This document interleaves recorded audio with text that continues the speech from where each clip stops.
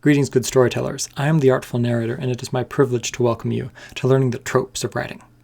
Today, we are going to be discussing one of my all-time favorite genres, mysteries. And more specifically, we're going to look at how a simple change in the bias or equality of information within that story can have a profound effect on what type of mystery story you end up telling. And more specifically, we're also going to look at the reason we're going to look at the reason why mysteries are one of my favorite genres, because a specific type of mystery is able to afford you something that, to the best of my knowledge, no other genre is capable of. Something truly remarkable. Now, what this concept boils down to is broken up into three different phrases.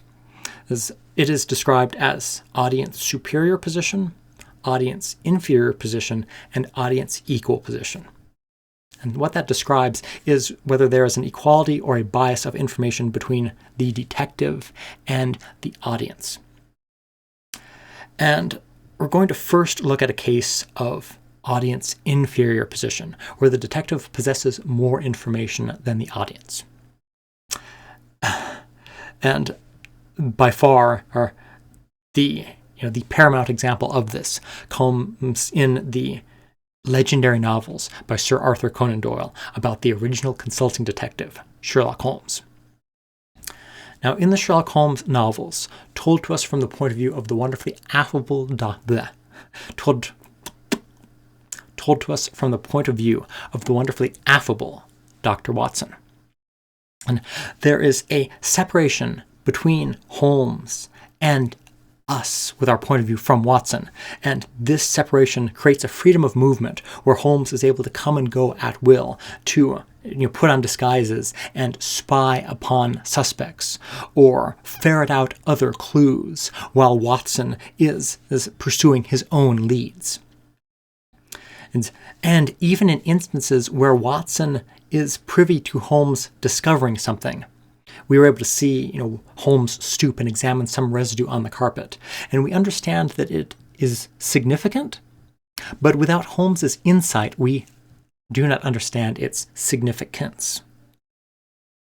And this adds to Holmes's air as this almost otherworldly, near mystical figure, especially in Victorian times, this eccentric, who, upon meeting someone, and for the very first time, is able to shake their hand and say, I see that you are a teacher, sir.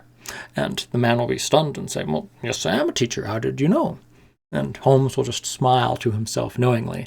And later, when pressed for information by Watson, Holmes will say, I thought it was completely apparent.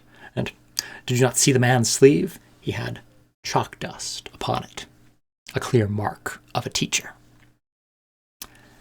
And this serves a different aspect of mystery very well. It is a mystery story, but it is also a character study. And in doing so, has brought us one of the most nuanced and fantastic characters of all of literature, in my opinion.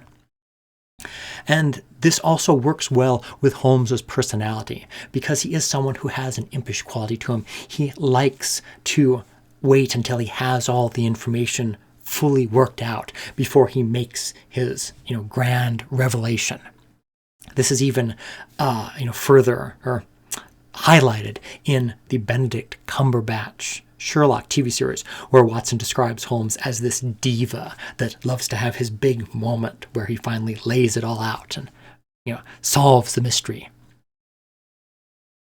But what this means from a mystery perspective and this bias of the point of view, it means that it is impossible for the audience to ever solve the mystery before Holmes. We can have our suspicions, certainly, but we lack the full breadth of information that he possesses.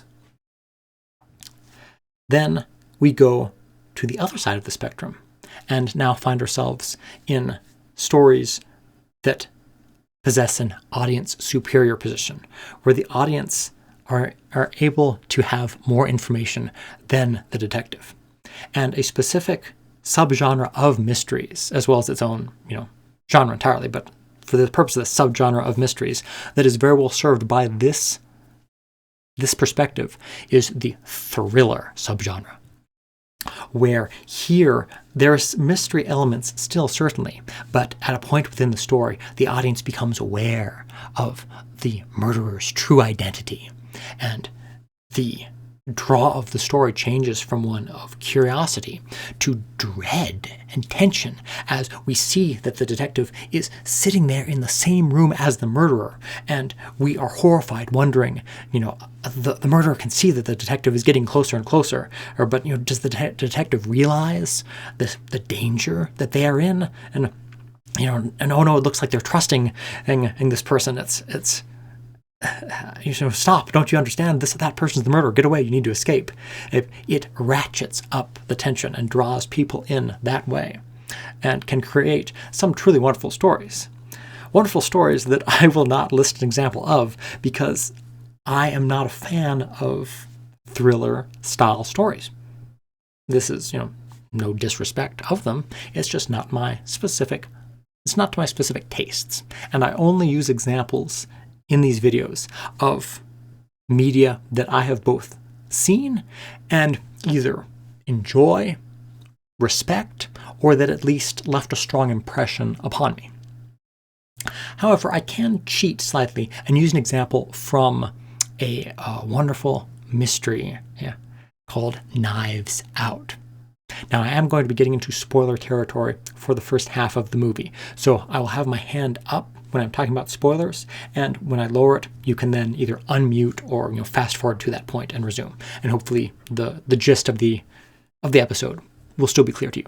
But I do encourage you to avoid this spoiler, because it is a marvelous movie, and definitely one that should be experienced free of spoilers. Now, in Knives Out, we originally find a scene where it appears that a renowned mystery writer has committed suicide, and the wonderful Detective Blanc is on the case, played excellently by Daniel Craig. However, we soon learn that this suicide was in fact a horrible accident, and that happened when the man's nurse, Marta Cabrera, accidentally gave him too much of the good stuff when she was giving him his evening medicine. And that, realizing that he only had minutes to live, the man used his knowledge of murder mysteries to help Marta to create an alibi for her, and to help frame all of this as a suicide. And the effect that this has upon the rest of the early part of the story is that while seemingly innocuous events are taking place, and Detective Blanc is going around and looking for clues, we are on the edge of our seat right there with Marta as she realizes mistakes that she made in the plan that the old man laid out, and has to quickly try to stay one step ahead of the detective as she erases security footage and disguises the footprints that she left around back. Still a story with mystery elements, but here, like I said, heightening the tension, drawing us in that way, exciting us through this dread of discovery. Here, not fear for the detective's life, but fear for poor Marta being found out, when this was all just a horrible happenstance, something that she is innocent of, but that will not look that innocent of in the eyes of a court. And so there you have two examples. There's a mystery story that favors the thriller type of narrative, and a mystery that favors a character study type of narrative. But it is the final type of story here in this three-part example that I truly love. The example of audience equal position. Because what this affords the audience, that to the best of my knowledge, no other genre is capable of, is it truly engages the audience on a level that isn't possible in other genres. Because what it does is, whether it makes a point of it or not, is it challenges the audience to try to solve the mystery before the detective. Because you find that you are in possession of all the same information you find that you're in possession of all the same knowledge that the detective possesses. And it is a battle of wits to see who solves it first. And what makes this especially remarkable is that despite this being, as I said, the audience equal position, that is not entirely true. Because the audience will always have an advantage. And this advantage comes in the fact that the audience knows that they are watching a story. Now, make no mistake, I do not mean necessarily, the imbalance that comes from extra genre savviness on the point of view of the audience. The ability to look at the cast of characters and go, that one supporting character is played by Roddy McDowell. He's a pretty big star. Probably not just an incidental character. Has to be important. I think he was the murderer. No, I don't mean that. Because regardless of the strength of the willing suspension of disbelief, regardless of how hard we may even try as the audience, we cannot entirely forget that this is a story. And because it's a story, every moment matters. Now, there is a greater latitude for instances that just add to the color of the world or flesh out supporting characters' stories in a novel that might run for 8 to 10 hours in length. But in a movie that lasts some 2 hours long, or in a TV series that lasts but a mere 50 minutes, every moment counts. And that is why this style of mystery, and specifically the example of it in the form of the brilliant TV series Murder, She Wrote, starring Angela Lansbury, that is just so remarkable because week after week after week, episode after episode, the writers are able to construct mysteries where all of the information is laid out both before the audience and before Jessica Fletcher. And we as the audience know that come the 40-minute mark, Jessica will be sitting with Seth Hazlitt, Amos Tupper, or if it's one of the later seasons, Mort Metzger, and will suddenly say, of course, the yacht, or of course, or scissors, some seemingly bizarre phrase. But it is because she has pieced together the clues. And she will then proceed to catch the murderer and explain to her companions and the audience how she managed to do it. And it is always because of observations that she made throughout the course of the episode. Observations that the audience was privy to. And so it becomes this challenge, this race between the audience and Jessica to see who can pick out these hidden moments, disguised in an almost purloined letter effect, rendered innocuous. But can we see that for what it truly is? Can we recognize the grime under the fingernails of the otherwise very polished and professional police inspector? Can we see the dark shoe recently, the dark sole of the shoe recently washed? The dark sole of the shoe recently washed, worn by the lawyer, when there was a smudge on the scene showing that the murderer had stepped in his victim's blood. Can we piece these things out, recognize their significance before Jessica?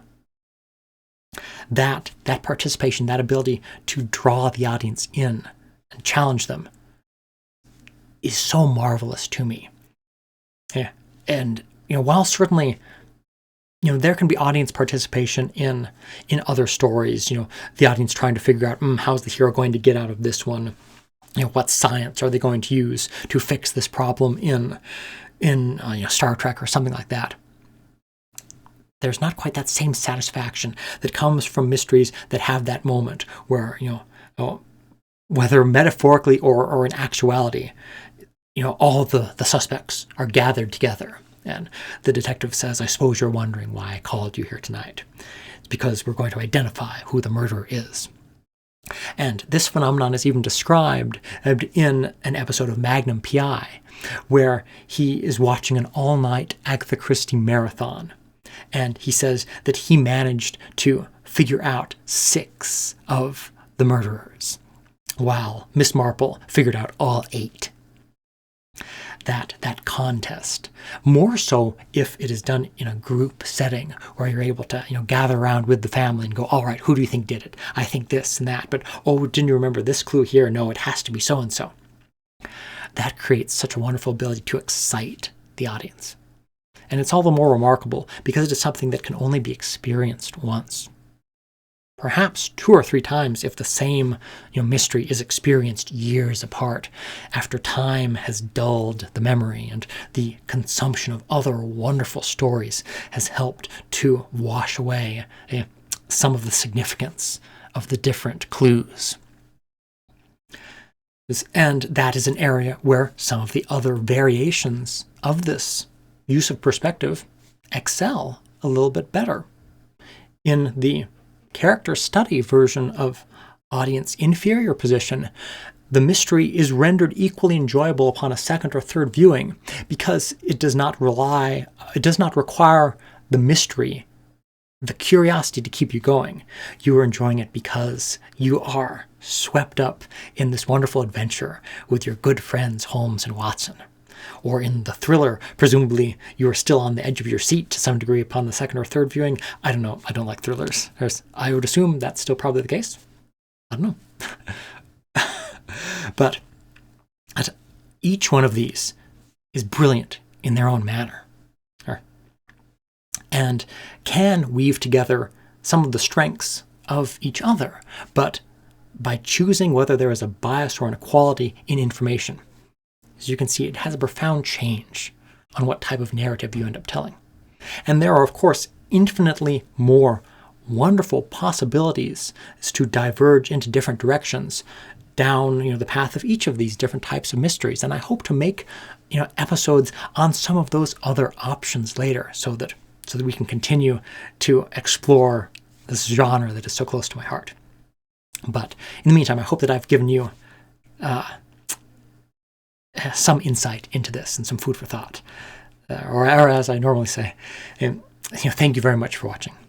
I hope that this video has been informative, or at the very least, a pleasant diversion.